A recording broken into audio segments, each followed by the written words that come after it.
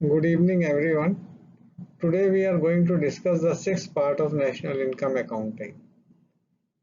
In this part, we will be discussing about the gross national disposable income, that is GNDI, and net national disposable income, that is NNDI. आज हम लोग national income accounting का six part discuss करेंगे और इसमें दो basic concept को हम आपसे लेंगे। एक है ग्रॉस नेशनल डिस्पोजेबल इनकम यानी GNDI और दूसरा है नेट नेशनल डिस्पोजेबल इनकम यानी NNDI। तो ये जो 1.5 यहाँ लिखा हुआ है इसमें ये दोनों कंसेप्ट यहाँ दिए हुए हैं, gross national disposable income GNDI and net national disposable income NNDI। पहले ग्रॉस नेशनल डिस्पोजेबल इनकम के बारे में जान लें क्या है। यहाँ लिखा हुआ है कि ग्रॉस नेशनल डिस्पोजेबल इनकम यानी GNDI is the sum of gross national income, जो हमने पहले बताया था GNI, and net of other current transfers from rest of the world. तो ग्रॉस नेशनल डिस्पोजेबल इनकम जो है it is the sum of two components. पहला है gross national income and the other is net other current transfers from rest of the world.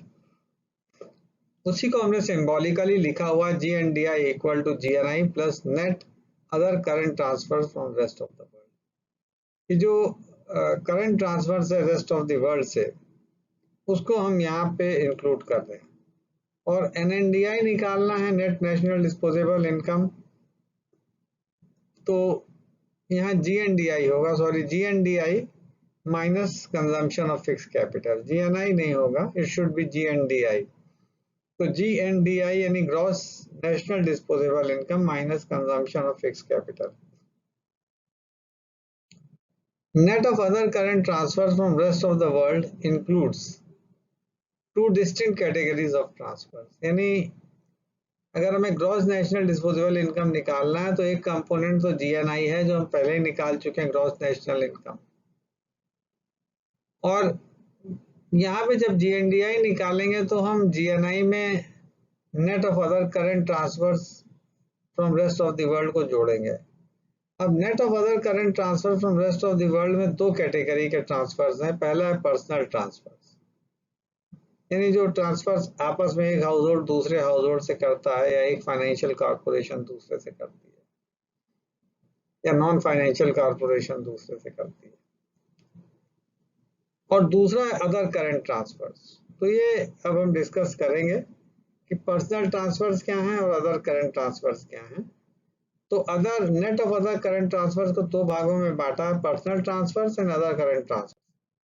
यहाँ personal transfer दिया हुआ, personal transfers include all current transfers cash और in kind, यानी जितने भी current transfers होते हैं between resident and non resident house hold, resident और नॉन रेजिडेंट हाउस होल्ड के बीच में, irrespective of the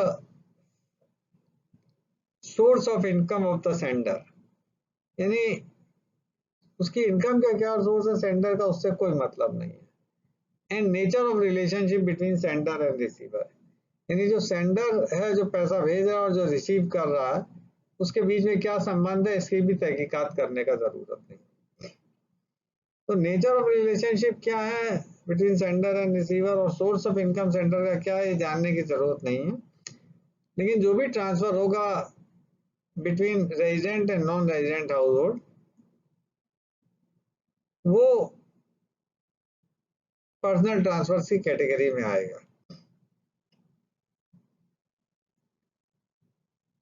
तो बहुत से रेजिडेंट जो नॉन रेजिडेंट हैं जो बाहर काम कर रहे हैं वो यहाँ पे अपने रिलेटिव्स को ट्रांसफर करते हैं पैसा रेमिटेंसेस के फॉर्म में।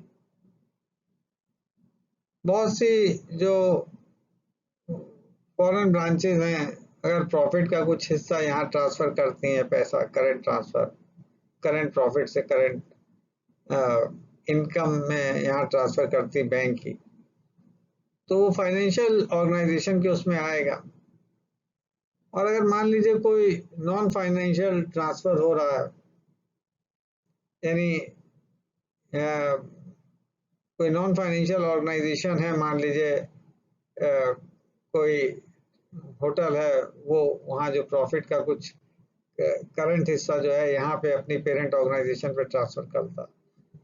तो ये सारे ट्रांसफर जो हैं between resident and non resident house hold जो हैं ये यहाँ पे रिकॉर्ड किए जाते हैं। इसमें क्रेडिट साइड भी है, डेबिट साइड भी है। अगर ट्रांसफर बाहर से यहाँ आ रहा है तो वो क्रेडिट हो जाएगा, रिसीवेबल है। और यहाँ से अगर हम बाहर भेज रहे हैं, जैसे मान लीजिए कि हमने एक सॉफ्टवेयर लिया 6 मंथ्स किराए पे, तो हमने फॉरेन करेंसी में उसका पेमेंट किया और एक नॉन रेजिडेंट कंपनी है जो बाहर है उसको किया, तो वो पेबल हो गया। और इसलिए सेंडर की इनकम और रिसीवर और सेंडर क्या रिलेशनशिप है जानने की जरूरत नहीं है, लेकिन किसी भी तरह का ट्रांसफर हो, चाहे कैश के रूप में हो चाहे काइंड के रूप में हो, वो सब यहाँ पे इंक्लूड किया जाएगा। यहाँ ये भी दिया any current transfer with respect to lotteries gambling are included under personal transfer. यानी अगर लॉटरी या कोई आपने गैम्बलिंग में कहीं पार्टिसिपेशन किया हुआ है, वहां से पैसा आ रहा है, तो वो भी सब पर्सनल ट्रांसफर की कैटेगरी में आएगा। वैसे तो लॉटरी और गैम्बलिंग हम लोग इंक्लूड नहीं करते हैं नेशनल इनकम में, लेकिन जब हम डिस्पोजेबल इनकम निकालते हैं, पर्सनल डिस्पोजेबल इनकम, तो वहां पे इसको इंक्लूड किया जाता है। दूसरी कैटेगरी है हमने बताई थी, एक पर्सनल ट्रांसफर कैटेगरी है और एक अदर करंट ट्रांसफर की कैटेगरी। अदर करंट ट्रांसफर में current taxes on income and on wealth, यानी जो भी इनकम जनरेट हो रही है ट्रांसफर्स के थ्रू, उस पर जो भी टैक्स वहां लग रहा है, और वो भी जो है करंट ट्रांसफर्स का पार्ट है। सोशल कंट्रीब्यूशंस, अगर मान लीजिए किसी प्रकार का कोई सोशल कंट्रीब्यूशन है, क्योंकि कई non profit institutional serving house hold हैं और उनको अगर मान लीजिए कहीं से ग्रांट मिल रही है बाहर से, तो वो रिसीवेबल में आएगी। या यहाँ हम लोग किसी बाहर में चैरिटी में सोशल कंट्रीब्यूशन कर रहे हैं तो वो पेबल में चला जाएगा। सोशल बेनिफिट्स हैं, आ, आ, जो भी सोशल बेनिफिट्स अगर किसी प्रकार के मिल रहे हैं सोशल असिस्टेंस के रूप में, या आ, आ, जो सोशल बेनिफिट्स हैं वो मान लीजिए मेडिकल एड के रूप में मिल रहे हैं, तो ये सारा जो है सोशल बेनिफिट्स में आएगा और ये भी अदर करंट ट्रांसफर्स में इंक्लूड होगा। बाहर से दवाइयाँ किसी फॉर्म में दी जा रही हैं नेचुरल कैलामिटी को मीट करने के लिए, या कोरोना का संकट काल है और हम लोग बाहर से कुछ मुफ्त इंजेक्शन वगैरह आ रहे हैं, ऑक्सीजन सप्लाईज आ रही है मान लीजिए, तो वो सोशल बेनिफिट्स के रूप में आएंगे।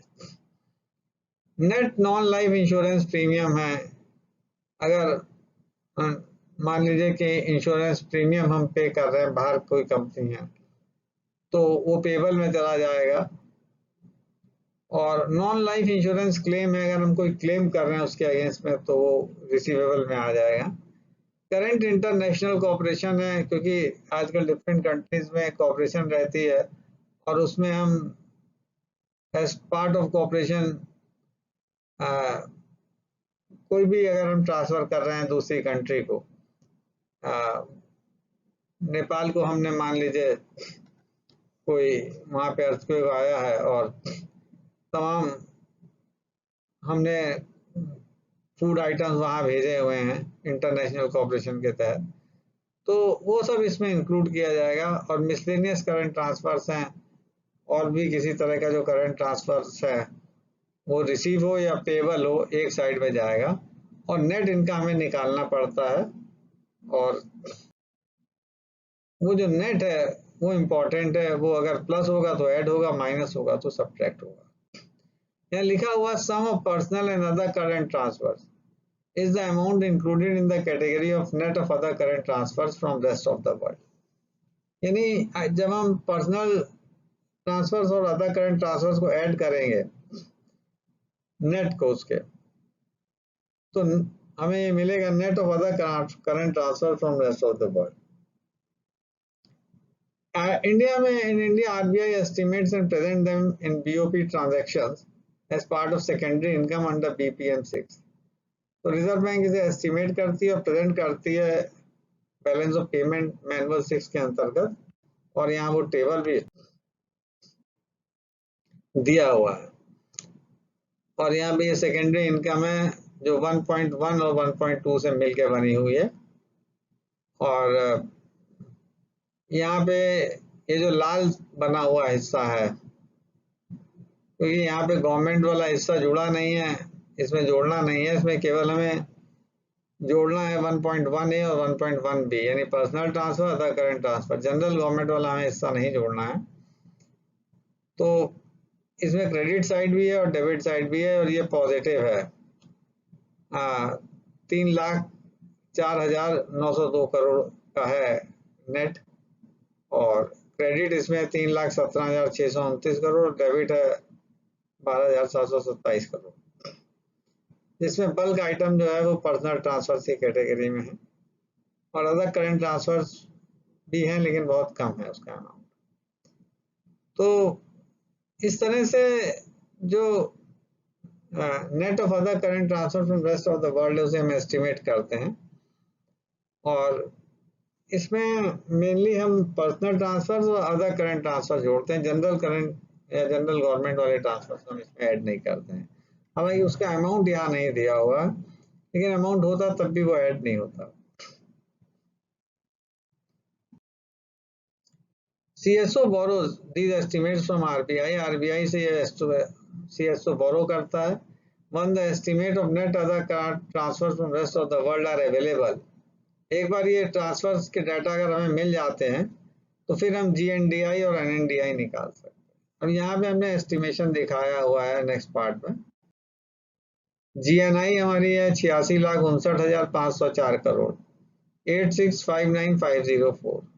नेट NNI जो है नेट नेशनल इनकम, यानी GNI में से कंजम्पशन ऑफ फिक्स कैपिटल घटा दिया है, 77,42,330 करोड़, यानी 77,42,330 करोड़ से।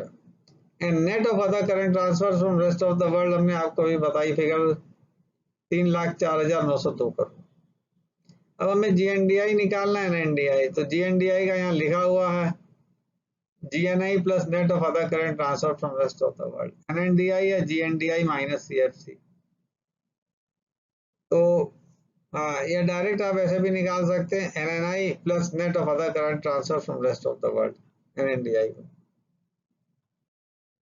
अब यहाँ निकाला हुआ GNDI जो है GNI है 86,59,504 करोड़, और net of other current transverse की वैल्यू है 3,04,902 करोड़। दोनों को जोड़ दीजिए, 89,64,406 करोड़ है GNDI, यानी ग्रॉस नेशनल डिस्पोजेबल इनकम। अब नेट नेशनल डिस्पोजेबल इनकम में हमने आपको बताया कि ये NNI की फिगर दी हुई है 77,42,330 करोड़। इसमें net of other current transfer from rest of the world जोड़ दें 3,04,902 करोड़, तो 80,47,232 करोड़ आ गया। तो नेट नेशनल डिस्पोजेबल इनकम इतना है कंजम्पशन ऑफ फिक्स कैपिटल हटाने के बाद। तो इस तरह से आप GNDI और NNDI निकालते हैं। तो GNDI और NNDI में सबसे ज्यादा इंपॉर्टेंट रोल है net of other current transfer from rest of the world का। और net of other current transfer from rest of the world में दो चीजें हैं, एक पर्सनल ट्रांसफर्स हैं और दूसरे अदर करंट ट्रांसफर। तो इन दोनों को जोड़ के आप GNDI और NNDI निकाल सकते हैं। GNDI निकालने के लिए GNI में ग्रॉस नेशनल इनकम में net of other current transfer from rest of the world add करेंगे। NNDI में आप NNI निकाल लेंगे और NNI में आप ऐड कर दिए net of other current transfer from rest of the world. या दूसरा तरीका है कि GNDI में consumption of fix capital minus कर दीजिए, तो आपको ये नेट नेशनल डिस्पोजेबल इनकम कितनी है वो आपको पता चल जाएगी, या ग्रॉस नेशनल डिस्पोजेबल इनकम कितनी है। और इसका इंपॉर्टेंट रोल है सेविंग्स वगैरह को डिटरमिन करने में। तो हम लोग नेक्स्ट लेक्चर में इसको डिस्कस करेंगे। तो आज का लेक्चर यहीं पे समाप्त करेंगे इस कंसेप्ट के साथ, जीएनडीआई और एनएनडीआई के कंसेप्ट के साथ। तो ये भी एक बहुत इंपॉर्टेंट पार्ट है, relationship of national income with other aggregates, और उसमें जीएनडीआई और एनएनडीआई का इंपॉर्टेंट रोल है। वो चीज़ें आज हमने आपसे डिस्कस की हैं। तो ब्रीफ में सिर्फ इतना ही कि जीएनडीआई निकालने के लिए जीएनआई आपके पास अगर है, उसमें net of other current transfer from rest of the world जोड़ दीजिए। और net of other current transfer from rest of the world जो है वो सेकेंडरी इनकम का पार्ट है बैलेंस ऑफ पेमेंट मैनुअल 6 में, और वहां से वो डाटा आप एक्सट्रैक्ट कर सकते हैं। या सीएसओ वहां से डायरेक्टली लेता, आप सीएसओ से। सीएसओ का मतलब है आज की तारीख में नेशनल स्टैटिस्टिकल ऑफिस, एनएसओ, और पहले सीएसओ था। तो एनएसओ वहां से डायरेक्ट डाटा लेता है और वो उसके माध्यम से वो जीएनडीआई और एनएनडीआई एस्टिमेट करता है। तो बताइएगा आपको लेक्चर कैसा लगा, अपना फीडबैक दीजिएगा। मैंने लेक्चर बहुत छोटे रखे हैं ताकि आपकी समझ में आते जाएं और आप आराम से पढ़ते चले जाएं। कोशिश करेंगे कि नेशनल इनकम को हम ख़त्म कर दें, क्योंकि आपका थर्ड सेमेस्टर भी जल्दी शुरू होगा, और उससे पहले ये एक इम्पॉर्टेंट डायमेंशन है नेशनल इनकम का। देखने में सिंपल लगता है कि हमें आता है, लेकिन नेशनल इनकम में बहुत से चेंजेस हैं जो हो सकता है आपको सही तरीके से ना भी पता हो।